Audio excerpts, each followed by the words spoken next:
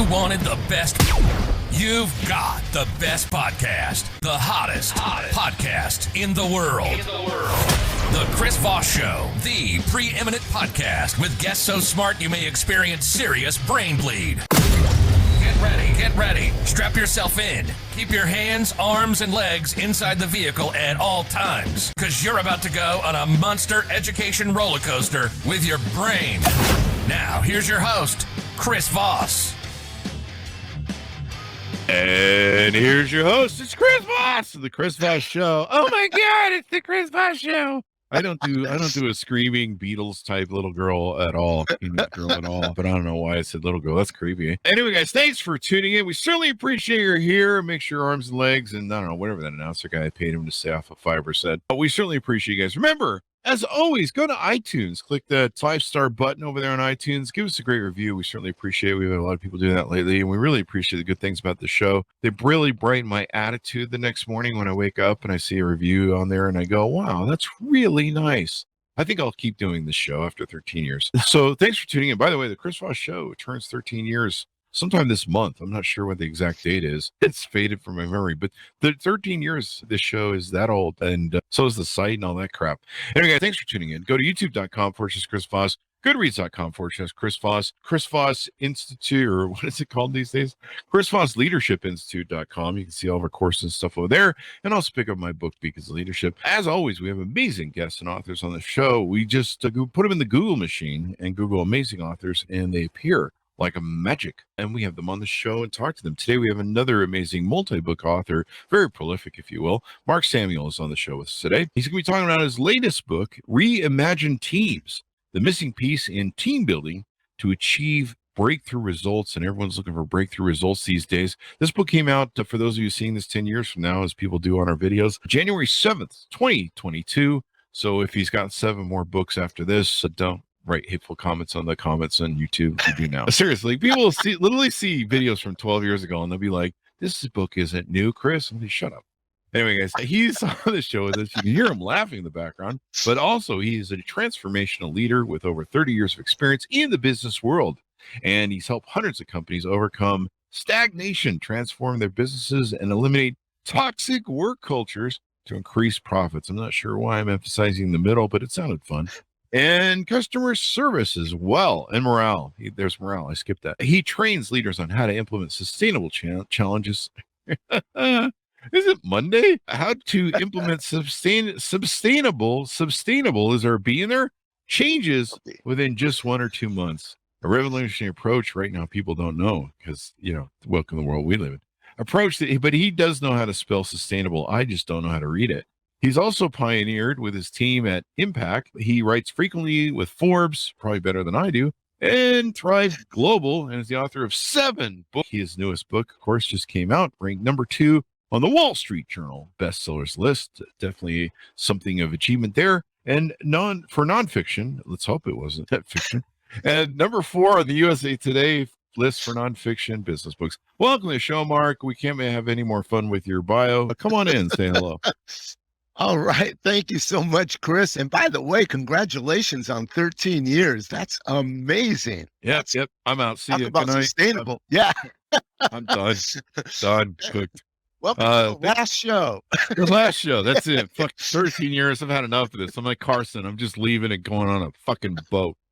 Anyway, welcome to the show. Congratulations on the new book. Those are always fun. You. Give us your .com so people can find you on the interwebs, please. Yeah, the easiest way to find me is reimagineteams.com. So pretty easy. Reimagine Teams. There you go. I was just watching Leno talk about taking over Carson, and the Carson joke came up. So what motivated you want to write this book? You've written 7 books in all, too, all great business books. I just get so tired of the team building books and approaches that focus everything on relationship building as if that was what makes a great team, when, my experience in sports and music and any area that needs to actually perform, they don't talk relationship at all. Not at all. It's like the one thing that we've emphasized in business when you look at the top performing teams don't do. Yeah, I started a few relationships in business with my team, but then HR called me in for sexual harassment. I'm kidding. That didn't happen. That's a joke, people. That's a joke. Don't do that. Don't do that. Don't ever, what's that thing? Eat where you shop. Anyway, whatever. Work or whatever. You know that thing. Anyway, give us an overview of this book. What's inside? Yeah. And give us an overview that people can tease out the pic. There's two really main important things. And it's so easy, really, when you think about it.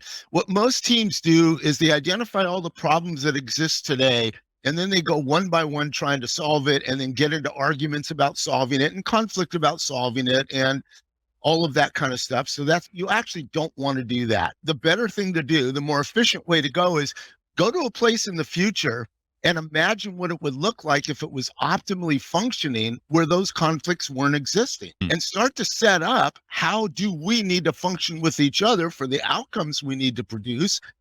And then guess what happens? When you create that environment, the old problems don't have to be solved. They literally disappear. They don't exist in the environment. And as people ask me, how long does it take to change a culture? I generally say 1 to 2 days. Really? Why? Because if I go out to the future and we optimize how we're going to function, and then we apply that to the challenges and goals that we have today, all of a sudden teams start functioning different. They let go of whatever the old baggage was that they've been carrying on, and everybody's just so focused on getting it. Hi, folks. Chris Voss here with a little station break. Hope you're enjoying the show so far. We'll resume here in a second. I'd like to invite you to come to my coaching, speaking, and training courses website. You can also see our new podcast over there at chrisvossleadershipinstitute.com. Over there, you can find all the different stuff that we do for speaking engagements if you'd like to hire me, training courses that we offer, and coaching for leadership, management, entrepreneurism, podcasting, corporate stuff. With over 35 years of experience in business and running companies as CEO, I think I can offer a wonderful breadth of information and knowledge to you, or anyone that you want to invite me to for your company. Thanks for tuning in. We certainly appreciate you listening to the show, and be sure to check out chrisvossleadershipinstitute.com. Now back to the show. That brings me to the second part, which is, instead of focusing on relationships, focus on execution. Like when I played baseball, it was about getting on the field, turning a double play and throwing people out, and how do we communicate and how do we work together, and what happens if someone bobbles the ball? What do we do? We worked all that stuff out on the field, where so often what team building does is take people, let's cook dinner together. Yeah, as if that relates to what we're going to do in the business. Can you imagine a professional sports team cooking dinner, hoping that's going to help them to make a double play? Well, everybody knows that you just have pizza party. That right. Everything, pizza party. Exactly. And I'm all for that, by the way. Yeah, but it's become the joke meme on LinkedIn that, like, hey, you fix everything with a pizza party. Sure, whatever. Oh, you want more wages? No, just serious pizza party, though. Pizza. Yeah. It's become a meme, if you will. So that's a pretty quick turnaround to change culture. Do you have to remove the person who's, like, for me, a lot of culture comes from whoever's leading at the top, or whoever's leading the team and the culture they set. I've seen like a lot of high school popularity cultures. That's always a big thing, where people are focused on kissing the boss's ass and that sort of relationship, as opposed to what you mentioned earlier, achieving results. And it just becomes this thing of, how far can we brown nose the dude or the woman? I see a lot with female managers. So how does that work? Do you have to remove that person, or do we have to retrain them? Or here's what gets really interesting. When you start to set up what we call team habits, like these are things that we all agree upon on how we're going to share information or make decisions or surface and solve problems. And now we're doing it based on outcome, not based on style, not based on preference, not based on politics, but literally based on outcome. Those that can't be accountable to that start to surface. And quite honestly, they typically leave on their own. They weed themselves out. That's nice. I've literally worked with executive leaders who worked in a position for 20 years, but really weren't performing. Everybody knew it, but no one wanted to say anything. Now that we have agreements, all of a sudden it's, hey, we're not here to badger you, but we need you to come through. What support can we give you? Oh, no, I don't need support.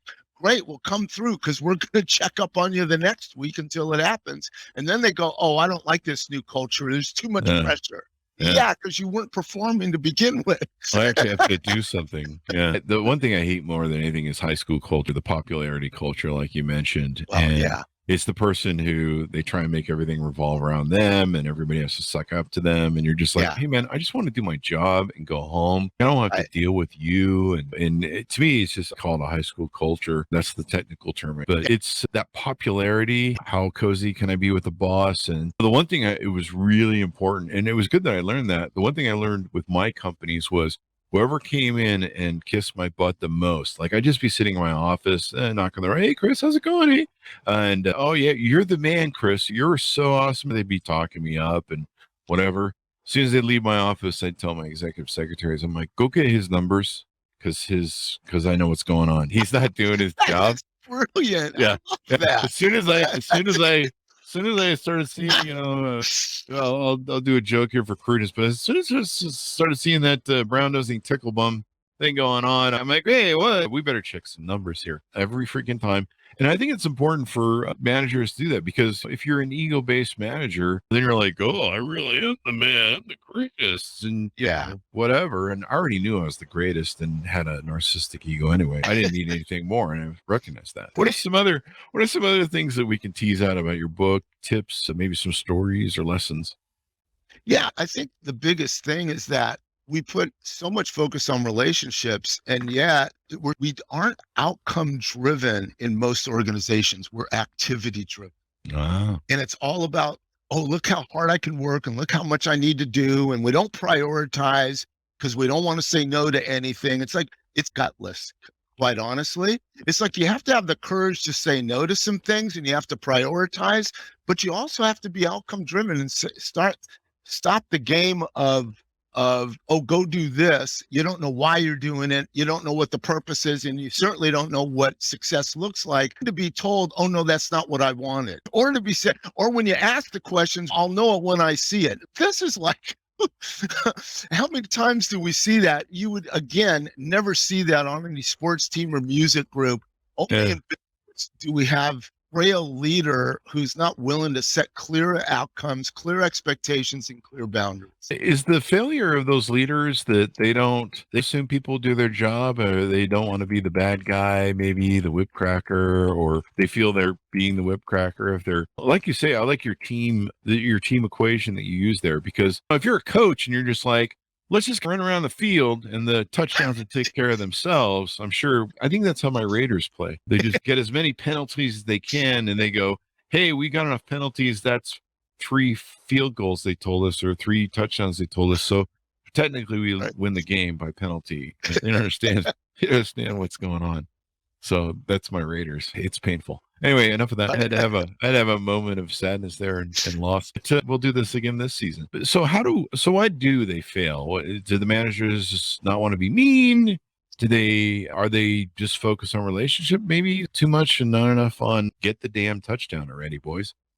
Yeah, I think that's a big part of it. I think first of all, the one thing that we run into in organizations is that many times leaders don't know what an outcome is. They think an outcome is a metric. And metrics are in many ways so arbitrary to begin with, and it doesn't give you a sense of what good looks like. See, an outcome is, what does good look like? It includes the execution and the result and the metric. You can't separate any of it. You don't go to a baseball team and say, okay, now here's your ideal batting average, go make it happen. It's just like, that's just ridiculous.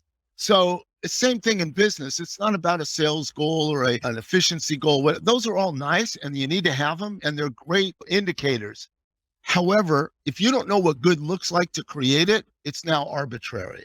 Yeah. Oh, we're going to give you the goal, but we're not going to give you the resources to accomplish it. And by the way, we don't even know what resources are needed to accomplish it. Okay, everyone then doesn't take any of their direction very seriously. Yeah.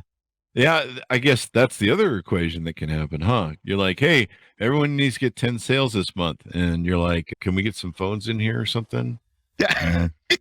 And of course, if we get the 10 sales, can operations actually produce it? Exactly. Yeah. I ran a mortgage company for close to 20 years. And one of the challenges you had was there's so many different, you relied on so many different people, the title company, the credit reporting company, the appraisal company. inspection companies. You relied on so many different people. And one of the challenges of the business was with anything when you're dealing with vendors is you got so many links in the chain that all it takes is one chain to break and everything unravels. Yeah. And you just mentioned something super important. I really want to highlight this because you just said something that every sports team, every music group practices that in business, we don't even think about. And that is proactive recovery planning. In other words, if something goes wrong, how do we work together? Not a plan B, which is already figuring everything out ahead of time because you may not have the information to do it, but just simply how do we get the right people in the room to make the right decisions in a fast way to overcome whatever challenge is going to show up? Because ultimately, if you think about it, all sports teams, all music, they practice that. They rehearse it over and over until their recovery plans are as automatic as their plays. Yeah, that's really important. And you've got to be able to execute through the whole thing. You've got to be able to have the processing that can put things, you can sell as much as you want, but if you can't ship and deliver, it's screwed. And when we don't have a recovery plan, the plan in most organizations is find somebody to blame, finger point, which is to me the biggest disease in organizations today. It's silo behavior, hero behavior, and blame behavior. Yeah. I love blame environments. I remember we started our first company. It was for a courier company for a blood clinic. Maybe I shouldn't out them. I don't know. It was like that in the 90s. And they had a blame culture. And so they would literally spend more time every day documenting and emailing to cover their ass as like that thing that happened wasn't my fault. And they would spend more time documenting that it wasn't their fault than they would in productivity. It's almost the same thing I ever saw.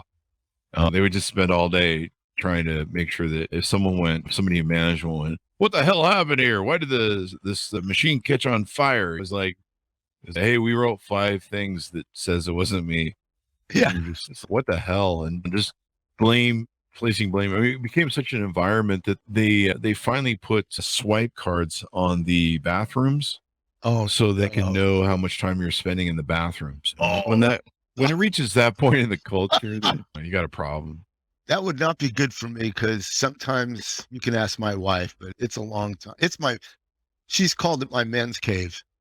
Yeah, that's the only time a man can get away from everybody and have his private fucking space. If I was married with kids, I would just go into the bathroom, not to even sit in there. I would just stand there and look at my phone or just, I don't know. Hey, don't give away my secrets. Some karma mantra yoga exercises, turn on the shower, sit on the seated toilet and just kind of, I don't know, do go peace or something.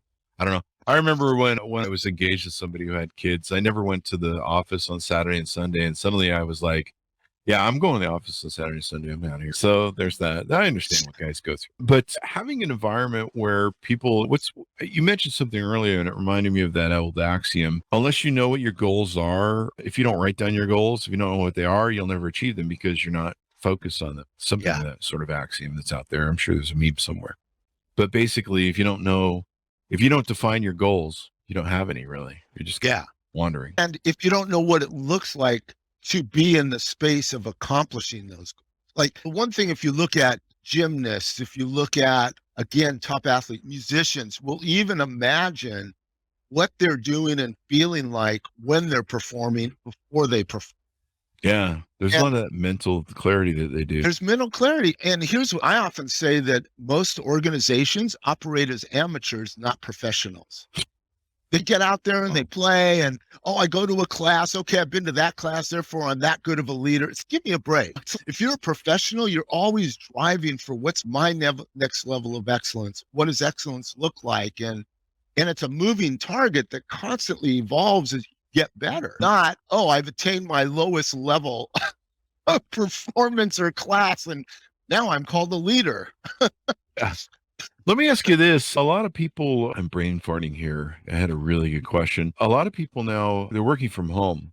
And how do you find teams work from home now? How does that affect? Did you get a chance to write about that in some of your book? We actually took about 4 to 5 months when COVID hit, given that I was either going to go out of business or stay in business. I thought, let's get outcome driven, and literally changed our whole team methodology to be done virtually. Oh, wow. And it was amazing and awesome experience to do that. And we actually got quite a few teams that went through our system virtually, and we measure results. So we're able to track what was the effectiveness. It was quite amazing. There's one advantage to virtual that people never thought of. I never thought about it. And that is, when you're in a room together, personalities can take over. When you're on screen, it's very hard to have that same level of dominance and same level of cutting other people off. That's true. That's true. I remember the big question I had for you. The one thing that I noticed, as we mentioned before and led into here with the COVID thing, is I saw so many people during the COVID thing where they were getting Zoom fatigue. And I had friends, they're like, they work for big companies, and they're like, I've been through 12 to 18 Zooms today. And I remember always thinking, this is from a business CEO point of view, I'm like, how much work is getting done if they're just sitting on Zoom meetings all day? Like, when are they getting time to do their work and be productive? Yeah, we're just paying people to Zoom. Oh, God, no kidding. But see, it's not, we could talk about it as Zoom, but in reality, when people are back in the workplace, one of the biggest constraints to getting anything done is I'm always in meetings. I've literally seen people's calendars where they're in meetings, double booked and triple booked meetings throughout their entire day. So the only time they can get work done is to stay after work and do it.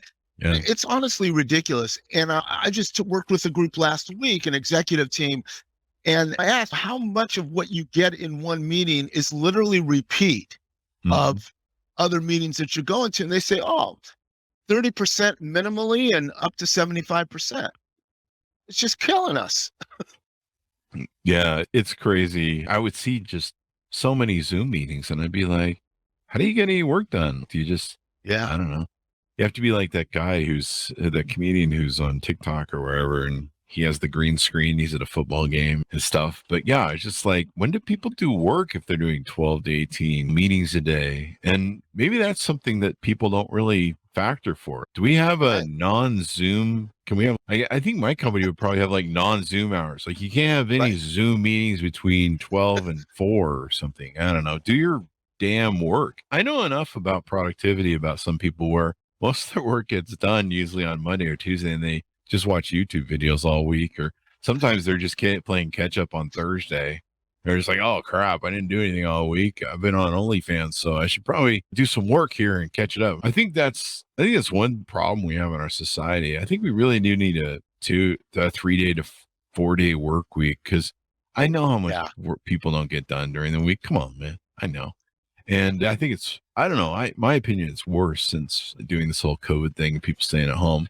I have a lot of friends that are married that have kids and families. I hear what they're doing. Like, half of them are gaming with me in the middle of the day. So I'm like, don't you have work to do? And they're like, yeah, whatever. There's a Zoom call coming up. I'm like, man, I wish I worked for whoever they're working for. But whatever. What are some other ways in the book you talked about reimagining teams and stuff? Yeah, the biggest thing too is that, are your meetings about sharing information, or are they actually about solving problems? Honestly, you don't need to meet if it's to share information, get a status update, look at our metrics. I know that's really popular to do all that stuff, but to me, the only thing that actually does anything to move the organization forward is removing obstacles. That's the whole job, especially of leaders. Your whole role is clarity of direction and priority, and let's remove obstacles so that other people aren't hassled to get their work done and be successful. Yeah. And I don't care what the obstacle is. It could be a relationship obstacle, a process obstacle. I don't really care. Just remove the dang things. And if you're not removing obstacles, you're worthless. That's true. That's true. Because no one else is going to do it. I used to look at the processes in my business and go, okay, how many hurdles do we have? And let's get rid of some hurdles so that stuff can move from one end to the end faster. Exactly. You look for results. The more throughput you can have, the faster the throughput, the better off things can process. The more hoops you're putting in, and you're like, no, we need to have more meetings. It's just, what else do we need to touch on your book before we go out? One other thing that just, to me, is all about what's going to happen in the future. And that is, there is so much change. The pandemic, regulatory, politics, whatever else, supply chain, there is so much going on. We cannot think of having answers and going back to the way things used to be before the pandemic is idiotic. We have to now understand that we're pioneers. We're going to have to iterate more, have recovery plans, try things, experiment, and find out what works rather than having all the answers. And that's where collective intelligence is going to be important, so that we're coordinating all this as we're moving forward so that we can adapt in a coordinated manner afterwards. That, to me, is the real key of leadership. It's a whole different mindset for leaders. It really is. And to me, leadership has really changed. And you almost have to be able to inspire more, because you've got to reach through people's screens, through the Zoom and stuff. You can't have in the office and be doing the whole cheering thing and stuff. You've got to be able to rah-rah from afar, if you will. And I think it's going to change a lot of leaders to where you almost have to be more of like a YouTuber sort of person or something, where, you can make video, or you can come across on video with more rah-rah. I think that's the word I'm stuck on today. With more motivation, more inspiration, but you've got to be able to do it through a camera. And I don't know, maybe the future CEOs or YouTube stars today, or TikTok stars today, because we need people that maybe the business channel should have a TikTok where the CEO is making TikTok videos of him singing or something. I don't know. I'm just doing jokes. But yeah, I don't know if you have any thoughts on that. But it's going to be a blended environment for sure. So you got to be good in person. You got to be good on screen. And the good news is that we now can see people that are in different countries that are parts of our team that we couldn't even see before. It's true. So a lot of things have improved from that standpoint, but we've got to be smart about how we use the technology and how the technology supports our people, rather than, again, coming in with fixed mindsets about the old days. Yeah, very true. Very true. This has been pretty insightful. Give us your .com so people can find out more about you and the book on the interwebs. Yeah, you can get a lot of information. We have both case studies, blogs all over the place, a lot of videos that you can catch on Reimagine.to. That's the easiest place to go. That will link you to other websites that we have that can broaden that information and knowledge if you want, but Reimagine.to is the place to go. There you go. Thank you very much, Mark, for being on the show. We really appreciate it, man.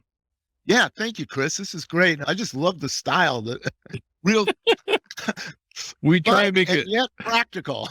Yeah, we try and make it fun, like a radio show. The old days, I grew up with those radios, but we try and make it fun, throw some fun in, so it's not very dry. I have a lot of authors that will pull us aside because we get all of them from the big publishers. And they'll be like, I've been doing podcast runs all day today, and yours is the fun one. Thank you so much. I was ready to kill myself. We try and have a lot of fun and do a lot of jokes and make it fun. And I think people learn better with entertainment than they do with. Plus, we don't want to make this another Zoom call for the day. Yes. Oh, God. It's Chris again in his Zoom podcast call. So thank you very much, Mark, for coming on. Thanks so much for tuning in. Go ahead and refer the show to all your family, friends, and relatives. Remember, tell them that the Chris Voss Show is a family that loves you, but doesn't judge you. The best kind of family there is, right, Mark? The only family. The only family there is. Anyway, guys, be sure to subscribe to the show, all that sort of good stuff. Find us all over the interwebs. We have a million groups. Thanks for tuning in. Be good to each other. Stay safe. We'll see you guys next time. And that should have us out, Mark. Thanks.